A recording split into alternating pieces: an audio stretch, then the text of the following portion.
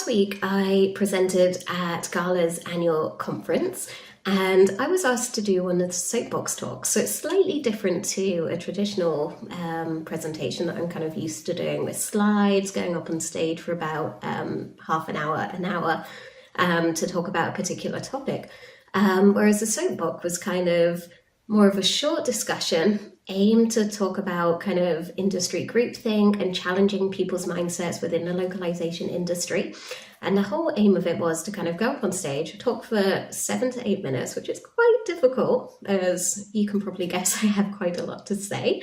But it was really, really good because it encouraged people to look outside the box, actually debate different things, if people agree, people disagree, and actually promote a healthy discussion amongst professionals within the language industry. So because I really enjoyed it, what I thought I'd do is record my talk for everybody, or what I spoke about, which was the state of international SEO within the language industry. So here we go. I'm going to expand on it a little bit. I'm probably not going to just go over the 7 minutes, but it'll give you an idea of what I talked about and the kind of points that I put across. So anyway, just to give you an introduction, my name's Sarah, and those of you who already know me probably know that I'm going to be talking about the state of SEO within our industry. You probably won't believe it, but it's been 7-8 years since I got up on stage and did my first talk within the language industry about international SEO. And you're probably wondering why I'm up here again, pitching, which is what I do best in front of everybody.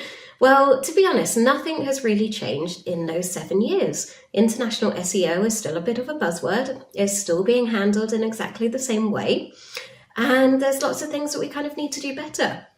I'm a digital marketer. I come from a digital marketing background. So the way that I do SEO is very different to the way people in the language industry do SEO, which kind of involves on-page optimization, or a very basic form of that, in the form of translating keywords, adding the keywords to translated content, having titles, meta descriptions, that kind of thing, and off you go.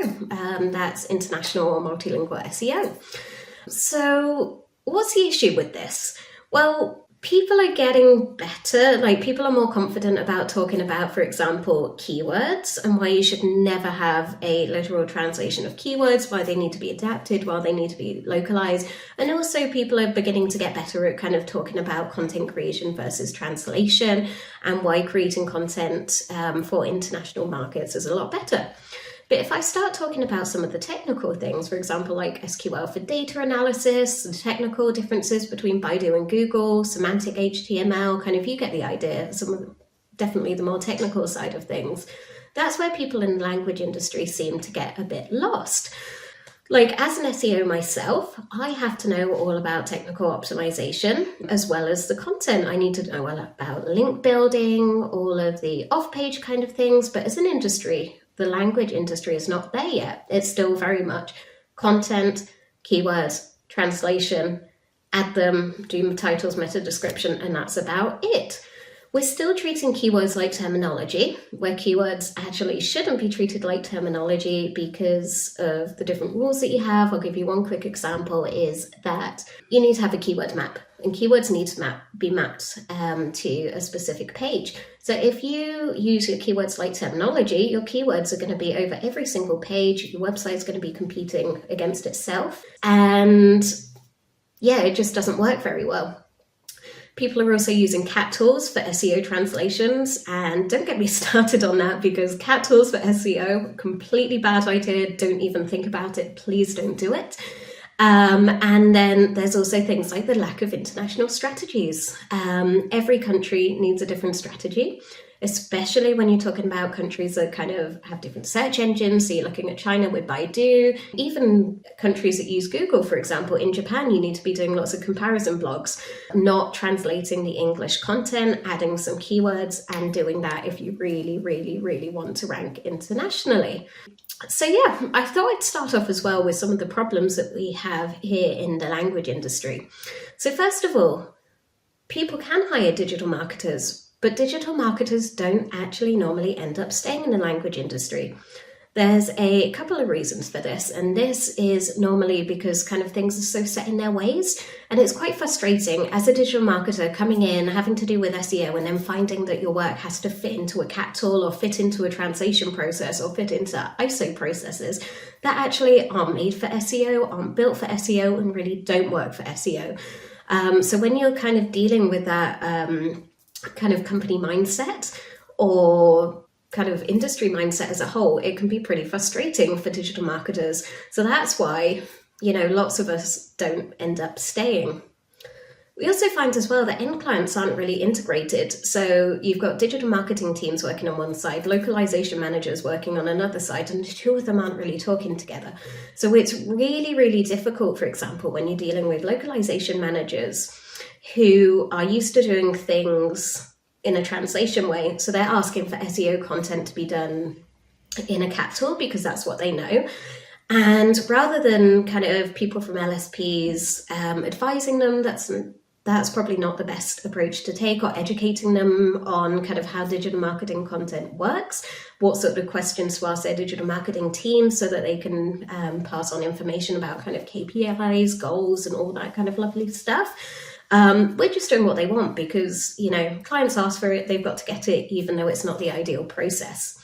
Which kind of leads on to my next point of just selling what clients want and not what actually works. We're not educating clients enough. So, for example, a client comes to you and says that they want to, add all the keywords to the TMS, use it like terminology, use a cat tool. Again, we really, really want to make the sell. So that's happening. It's not the best. It's not going to work. But hey, we've made a sale. So hopefully we can kind of move on to something that's a bit more, more of a consultant style rather than just, yesing absolutely everything. And the problem is as well, in the language industry, we like selling. It's a fact. Like in the digital marketing world, I haven't seen, for example, so many salespeople per company or people actually kind of pushing sales quite as much as we do in the language industry. And that's fair enough because, translation's very competitive. You have to have lots of salespeople to do business.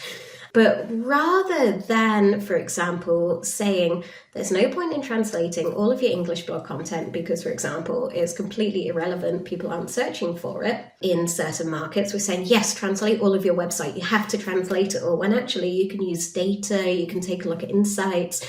And as I've already mentioned, use data to guide what you do. If people aren't searching for it, don't translate it. There's no point. Spend your money on creating less content that's geared up for a potential market rather than, translating absolutely everything just because you want to have your website translated.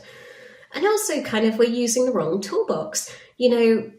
Not all SEO tools are created equally. We've got loads of different keyword research tools, for example, SEMrush, Moz, SE Ranking, Dragonmetrics, but not all of them support every single language. So you've got people being forced to do keyword research in certain tools when actually, for example, for me, as a Czech speaker, the only place to go for decent results is either SEMrush or Dragonmetrics. If I used Ahrefs or something else, for example, I wouldn't get the same results. It wouldn't work. So we need to make sure that we're using the right toolbox. We're looking at what works for minority languages because, again, what works for Czech might not work very well for Chinese, and looking at that this way. So now that I've kind of talked about the negative things a little bit, how do we fix this?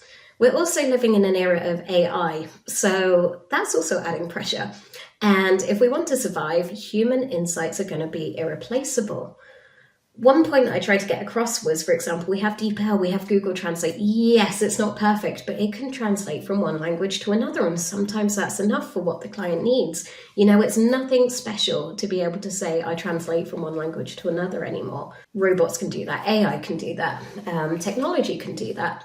Whereas technology is not going to be able to tell you, for example, that it's really rude and offensive to have, for example, certain color branding in different countries, or that this won't go down very well because it's when it's translated, it means X, and that's a negative term, for example. So we're going to have to use this human knowledge to really, really push our industry forward.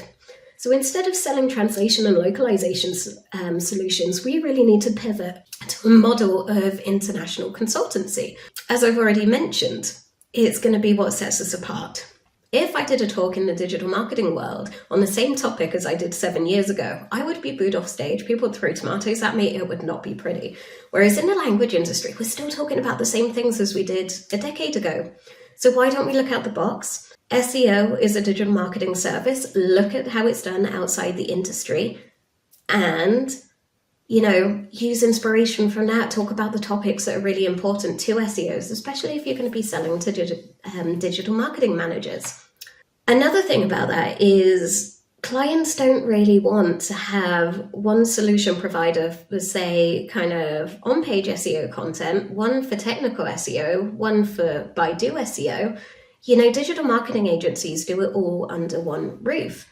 So as an industry, if we're selling international SEO, if we're selling multilingual SEO, we should be doing all of these things under one roof. And that means technical optimization as well. Something that I see quite a lot is, for example, companies invest in this amazing Chinese content. They've come up with a strategy, and then you go and check and none of their pages are indexed on Baidu, so nobody can find them. If they invested in technical optimization or had an agency that could do both, then they wouldn't have this problem and the ROI would be much better. Also, diversity is really important, and making sure that you keep digital marketing talent within the industry. So you have to challenge this mindset of kind of doing everything the translation way. And the only way to do that is kind of think outside the box. And while I'm here, I'll also mention as well, you can look into DEI too. You can celebrate talent from around the world. You can also celebrate neurodivergent talent because, I'm autistic. I see things slightly differently. I think outside the box. Sometimes that's not very welcome at all. But if you just embraced it, people will come up with really, really cool solutions to help push things forward. So that's kind of it in a nutshell. My kind of very short talk about the state of international SEO in the language industry. I think there's lots of work that we need to be doing to kind of move things forward. It's definitely not impossible. It just requires a bit of a mindset shift.